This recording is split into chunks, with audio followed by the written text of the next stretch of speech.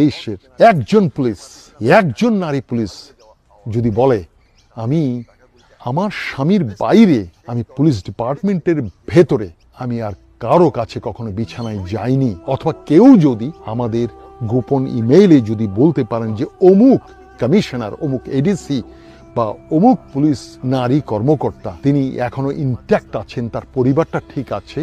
এবং তিনি কখনো রাষ্ট্রীয় সুবিধা বা পুলিশ ডিপার্টমেন্ট সুবিধার জন্য তিনি বিছানায় যায়নি, এমন যদি কেউ প্রমাণ দিতে পারেন, তার জন্য বনি আমিন চ্যানেল থেকে $10,000, নট অস্ট্রেলিয়ান ডলার, $10,000 তাকে পুরস্কৃত করা হবে। আমি আবার বলে রাখছি, বাংলাদেশেই একজন